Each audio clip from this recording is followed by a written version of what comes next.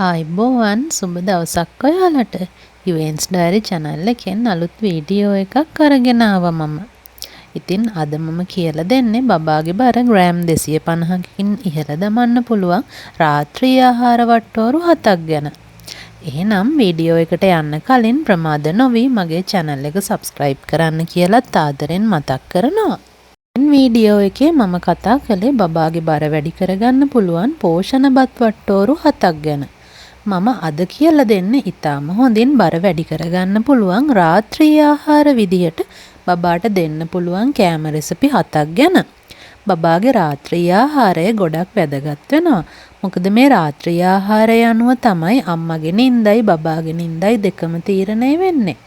බබාට හොඳ පෝෂණීය විදියට රාත්‍රී ආහාර වේලක් ලබා දෙන්න අපිට නොහැකි වුණොත් බබා වරින් වර බඩගිනි වෙලා නැගිටිනවා.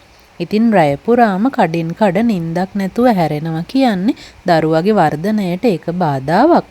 ඒ වගේම අම්මගේ පැත්තෙන් බලනවා නම් අම්මා නිවසේ වැඩ කටයුතු කරගෙන ගෙදර ඉන්න කෙනෙක් නම් දවල් දවසම බබා එක්ක වෙහෙසිලා රාත්‍රී නිින්ද ලැබෙන තුරු තමයි බලාගෙන ඉන්නේ. ඒ වගේමයි රැකියාවට ගිහින් එන අම්මත්. ඉතින් මේ චූටි පැටව හොඳින් බඩ පිරුණේ නැති වුණාම වරින් වර අවදි වෙන ගත්තම ගොඩක් අම්මලාට විවේකය අඩු වෙලා නිින්ද නැති වෙලා මානසික සහ කායික තෙහෙට්ටුවටපත් වෙනවා. ඊටත් වඩා අසීරුම තත්වයක් තමයි ඊළඟ දවස උදා වෙනකොට දවසේ වැඩ ටික කරගන්න ශාරීරිකව ප්‍රබෝධමත් නැතිවීම. ඒ නිසා රාත්‍රියට පැය 6කට වඩා වැඩි නිින්දක් මවට අත්‍යවශ්‍යයි. ඒ වගේම මේ කුඩා දරුවන්ටත් පැය 8ක 10ක නිින්දක් අනිවාර්යෙන්ම ලැබෙන්න ඕන. ඔවුන්ගේ වර්ධනය හොඳින් සිදු වෙන්න නම්. අපි එහෙනම් බලමු බබාගේ බණ්ඩිය හොඳින් පුරවන්නත් බබාගේ බර හොඳින් වැඩි කරගන්නත් පුළුවන් විදියට පෝෂණීය රාත්‍රී ආහාරය සකස් කරගන්නේ කොහොමද කියලා. සතිය සඳුදා දවසින් පටන් ගන්නම්. සඳුදාට මම බබාට දෙනවා හබල පෙති කොත්තු එකක්. හොඳින් සෝදා පිරිසිදු කරගත් හබල පෙති ටිකක් නටන උණු වතුරට දාලා විනාඩියක් වගේ තියලා වතුර බේරා ඉවත් කරගන්න. දැන් පෑන් එකක් අරගෙන ඒකට බටර් ටිකක් එකතු කරලා තලාගත් සුදුළු උණු ස්වල්පයක් එකතු කරලා ටෙම්පරාදු වෙන්න දෙන්න. ඒකට ඔයාලා කැමති එළවලු ටිකක් එකතු කරන්න. දම්බල, බෝංචි, කැරට්, ලීක්ස්, ගෝවා වගේ බබා කැමැත්තෙන් කන එළවලු වර්ගයක් එකතු කරන්න. දැන් මේ එළවලු ටික හොඳින් ටෙම්පරාදු වෙනකොට ඒකටම බිත්තරයක් එකතු කරන්න. ලුණු ගම්මිරිස් ස්වල්පයක් එකතු කරලා හොඳින් මිශ්‍ර කරගෙන හබල පෙති ටික එකතු කරන්න. දැන් හබල පෙති ටික එකතු කරලා හොඳින් මිශ්‍ර කරගෙන ලිපෙන් ඉවත් කරගන්න. බබාට කවන අවස්ථාවේදී කැමතිනම් චීස් කෑල්ලක් එකතු කරගන්නත් ඔයාලට පුළුවන්. ළඟට අඟහරුවාදා දවස. මම අඟහරුවාදාට බබාට දෙනවා ඕට්ස් සේවරි පෑන්කේක් එකක්. ඔයා රැකියාවට යන අම්මා කෙනෙක් නම් පරක්කු වෙලා ගෙදර ආව දවසට ඉක්මනින් හදාගන්න පුළුවන් රෙසිපි එකක් තමයි මේ ඕට්ස් පෑන්කේක් එක. බ්ලෙන්ඩර් කප් එක අරගෙන ඒකට ඕට්ස්, ෆ්‍රෙෂ් මිල්ක්, බිත්තරයක්, චීස් කෑල්ලක්, ලුණු ගම්මිරිස් ටිකක් එකතු කරලා හොඳින් බ්ලෙන්ඩර් කරගන්න. දැන් පෑන් එකට බටර් ටිකක් දාලා රත් වෙනකොට මේ මිශ්‍රණය එකතු කරලා ඕට්ස් ඔම්ලට් එක හදාගන්න ඔයාලට පුළුවන්. බටර් තැවරූ පාන් පෙත්තකුත් සමග බබාට කෑමට දෙන්න. ළඟට බදාදා දවස. මම බබාට දෙනවා අල යොදාගෙන සකස් කරගත් රොටි එකක්. සාමාන්‍ය ප්‍රමාණයේ අල ගෙඩියක් හොඳින් තම්බා ගන්න. ඒ වගේම මාළු කෑල්ලකුත් වෙනම තම්බා ගන්න. අල ගෙඩිය හොඳින් පොඩි කරගෙන ඒකට පාන් පිටි ස්වල්පයක් එකතු කරලා හොඳින් මිශ්‍ර කරගන්න. දැන් මේකටම තම්බාගත් මාළු කෑල්ලත් කටු ඉවත් කරලා හොඳින් පොඩි කරගෙන එකතු කරන්න. ලුණු ගම්මිරිස් ස්වල්පයක් සිහින්ම කපාගත් මුරුංගා කොළ ටිකකුත් එකතු කරලා අතේ නොඇලෙන පදමට ඩෝ එක හදාගන්න. අතේ ඇලෙනවා නම් පොල් තෙල් ස්වල්පයක් අතේ තවරගෙන පදමට හදාගන්න. දැන් පෑන් එකක් ලිපේ තියලා ඒකට ගිතෙල් ටිකක් එකතු කරලා මේ ඩෝ එක රොටියක් ආකාරයට තුනී කරගෙන පෑන් එක රත් වෙනකොට එකතු කරන්න. දෙපැත්ත හරවමින් හොඳින් පුලුස්සා ගන්න. ඊටාම රසවත් රොටි එකක් තමයි මේක. ලිපෙන් ඉවත් කළ ගමන් චීස් ටිකක් තවරගෙන බබාට කෑමට දෙන්න. අපි ඉන්නේ බ්‍රහස්පතින්දා දවසේ. අද මම බබාට දෙනවා රසම රස චීස් පැස්ටා එකක්. පැස්ටා ටික තම්බ ගන්නකොටම කුකුල් මස් කෑල්ලකුත් එකතු කරලා තම්බලා පැත්තකින් තියාගන්න. දැන් පෑන් එකක් ලිපේ තියලා ඒකට බටර් ටිකක් එකතු කරලා ඉඟුරු සුදු ලූණු පේස්ට් එක ස්වල්පයක් එකතු කරලා ටෙම්පරාදු කරගන්න. ඒකට බබා කැමති එළවලු වර්ගයක් එකතු කරන්න. කැරට්, ලීක්ස්, බෝංචි, දම්බල, ගෝවා, ලූණු කොළ වගේ ඕනම දෙයක් යොදා ගන්න ඔයාලට පුළුවන්.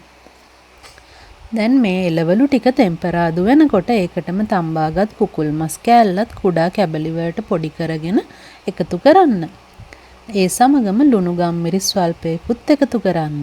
දැන් මේ ටික ටෙම්පරාදු වුණාට පස්සේ ෆ්‍රෙෂ් මිල්ක් ටිකක් බ්ලෙන්ඩර් කප් එකට දාලා ඒකටම චීස් කෑල්ලක් දාලා හොඳින් බ්ලෙන්ඩර් කරගන්න.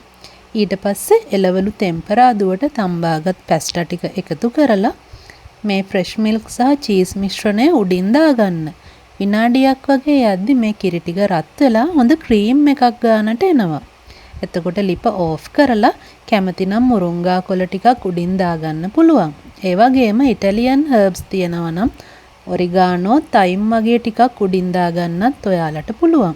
ඊටාම පෝෂණීය පැස්ටා එකක් තමයි මේක. බබාගේ බර හොඳින් වැඩි කරගන්න පුළුවන්. ඒ වගේම බබාලා ආසාවෙන් කන කෑම රෙසිපි එකක් තමයි මේක. සිකුරාදා දවස. මම සිකුරාදා දවසේ බබාට දෙනවා ෆ්‍රෙන්ච් ටෝස්ට් එකක්. ඔන්න වැඩට යන අම්මලාට ඔෆිස් ගිහින් එන්න පරක්කු වුණු දවසට විනාඩි 5න් හදාගන්න පුළුවන් තවත් ලේසි රෙසිපි එකක් තමයි මේක. බ්ලෙන්ඩර් කප් එකක් අරගෙන ඒකට ෆ්‍රෙෂ් මිල්ක් ටිකක්, චීස් කෑල්ලක්, බිත්තරයක් සමග ලුණු ගම්මිරිස් ස්වල්පයක් එකතු කරලා හොඳින් බ්ලෙන්ඩ් කරගෙන භාජනයකට මේ කිරි මිශ්‍රණය දාගන්න. දැන් පෑන් එකක් ලිපේ තියලා බටර් ටිකක් එකතු කරන්න. පාම් පෙති කිහිපයක් අරගෙන මේ කිරි මිශ්‍රණය පොඟවා ගනිමින් පෑන් එකට එකතු කරන්න. දෙපැත්ත දමමින් ෆ්‍රයි කරගන්න. ලස්සන බ්‍රවුන් කලර් එකක් එනවා නම් නියම පදමට ෆ්‍රයි වෙලා. ඒ වගේම පාම් පෙත්තක් එක වතාවක බැගින් වරින් වර බටර් එකතු කරන්නත් ඕන. මේක චූටි පැටව් හරිම ආසාවෙන් කන කෑමක්. ඒ වගේම පෝෂණ ගුණයෙන් ඉහළයි. මොකද මේ පාම් පෙති කිහිපය සමග සම්පූර්ණ බිත්තරයක්, චීස් කෑල්ලක්, ෆ්‍රෙෂ් මිල්ක්, බටර් වගේ පෝෂණ ගුණයෙන් අනුන දේවල් ගොඩක් බබාගේ රාත්‍රී ආහාර වේලට එකතු වෙනවා. ඉතින් බර වැඩි වෙනවා කියලා කියන්න තර්ක නම් අනවශ්‍යයි. සෙනසුරාදා දවස. මම සෙනසුරාදා දවසට බබාට දෙනවා රුලම් පිට්ටු එකක්. මේ පිට්ටු රෙසිපි එක මගේ යුඑන්ස් ඩයරි පේජ් එකෙත් මම දාලා තියෙනවා. රුලම් කප් එකක් අරගෙන බටර් ටිකක් පෑන් එකට දාලා රුලම් ටික බටර් වලින් විනාඩි 2ක් වගේ බැද ගන්න. දැන් ඔයාලා ගනිපු රුලම් ප්‍රමාණයටම සමාන ප්‍රමාණයක් පොල් එකතු කරලා පිට්ටුව තම්බා ගන්න. මම මේ පිට්ටුව තම්බා ගන්නේ රයිස් කුකර් එකේ. පිට්ටුව බබාට දෙන්න කලින් උක්කු පොල් කිරි යොදා සකස් කරගනිමු. බිත්තර කිරි හොද්දක් එක්ක බබාට කෑමට දෙන්න. රුලම් පිට්ටු කියන්නේ ඊටාම රසවත් ආහාරයක්. දරුවා ආසාවෙන් කනවා කියලා මට සහතික වෙන්න පුළුවන්. ඔන්න දවස් 7ක් ගිහින් අපි ඉරිදා දවසේ තමයි දැන් ඉන්නේ. ඉරිදා කියන්නේ අපි හැමෝම ගෙදර ඉන්න දවස. මම ඔයාලට යෝජනා කරනවා ගෙදර අයටත් එක්කම තෝසෙ හදන්න කියලා ඉරිදා දවසේදී. උඳු වැට කප් එකට හාල් කප් 2ක්, කඩල පරිප්පු කප් භාගයක් කියන මේ දේවල් ටික කලින් දවසේ රාත්‍රියේ පෙඟෙන්න තියන්න ඕන. ඉරිදා උදෑසනම වතුර ඉවත් කරලා මේ දේවල් ටික පොල් වතුර ටිකක්, තවත් වැඩිපුර වතුර ටිකක් එකතු කරලා බ්ලෙන්ඩර් කරගෙන වහලා පැත්තකින් තියාගන්න. පිපුම් කාරකයක් විදියට ඊස්ට් තේ හැඳි කිහිපයක් භාවිතා කරන්න ඔයාලට පුළුවන් ගෙදර අයට පමණක් හදනවා නම්. නමුත් බබාට විතරක්වත් පොල් වතුර ටිකක් එකතු කරනවා නම් හොඳයි. මොකද ඊස්ට් කියන්නේ අපිට උනත් කෑවට පස්සේ බඩ පිපෙන ගතියක් ටිකක් තියෙනවා. ඉතින් චූටි බබාලට රැට ඒක ටිකක් අපහසු වෙන්න පුළුවන්. එහෙනම් මේ විදිහට ඔයාලා තෝසේ එකක් රැට හදාගන්න. මම මේ තෝසේ එක කන්න බබාට හදනවා රසම රස සාම්බාර් එකක්. අපි සාම්බාර් එක හදන විදිය බලමු. තෝසේ එක හදාගන්න මම ඔයාලට කියලා දෙන්න අවශ්‍ය නැහැනේ. දාන දේවල් ටික මම ඔයාලට කිව්වා. අපි සාම්බාර් එක හදමු. ඒකට භාජනයක් ලිපේ තියලා තෙල් ටිකක් දාලා රතු ලූණු, සුදු ලූණු, රම්පේ, කරපිංචා, උළුහාල්, කුරුඳු කියන අපේ දේශීය කුළු බඩු ටික ටික එකතු කරලා හොඳින් ටෙම්පරාදු කරගන්න. දැන් ඒකට සෝදාගත් පරිප්පු ටිකක්, සිහින්ව කපාගත් වට්ටක්ක ටිකක්, මාළු කෑල්ලක්, තක්කාලි කෑල්ලක් සමග බබාගේ 3-5 ටිකක් එකතු කරලා හොඳින් මිශ්‍ර කරගන්න. ලුණු සහ ගම්මිරි ස්වල්පයක් එකතු කරගන්න. දැන් මේ ටික හොඳින් තැම්බෙන්න දෙන්න. පරිප්පු සහ වට්ටක්කා හොඳින් පොඩි වෙන ගානට තැම්බුණාම ඇති. සාම්බාර් එකට පොල් කිරි එකතු කරන්නේ නම් නැහැ. නමුත් අපි මේක හදන්නේ චූටි බබෙකුට නිසා උකු මිටිකිරි ස්වල්පයක් එකතු කරන්න කියලත් මම මතක් කරනවා. එහෙනම් ඉරිදා රැට ගෙදර අයටත් එක්ක තෝසේ හදලා දීලා චූටි පැටවුන්ටත් එක්ක සාම්බාර් සමග තෝසේ දීලා බලන්න. පවුලේ හැමෝන්ටම එකට වාඩි වෙලා කෑම කන්න මේක හොඳ අවස්ථාවක් වේවි.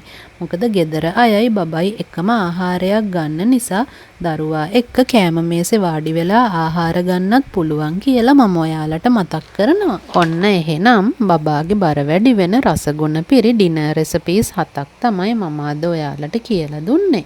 මම මේ කියපු දේවල් ඔයාලා බබාට දීලා බලන්න. ඒ වගේම මේ දේවල් සකස් කරනකොට ඔයාලට මතුවුණු ගැටලු ප්‍රශ්න ඒ වගේම දරුවා මේ කෑම වලට දක්වපු ප්‍රතිචාර සහ වැදගත්ම දේ තමයි බබාගේ බර කොපමණ ප්‍රමාණයකින් වැඩි වුණාද කියලත් ඔයාලගේ අදහස් මාත් එක්ක ෂෙයා කරගන්නත් අමතක කරන්න එපා. මගේ වීඩියෝ එකට කමෙන්ට් කරලා අම්මලාගේ අදහස් කියන්න. දරුවන් වෙනුවෙන් අම්මලා වෙනුවෙන් මම හරිම ආදරෙන් තමයි මේ දේවල් අරගෙන එන්නේ.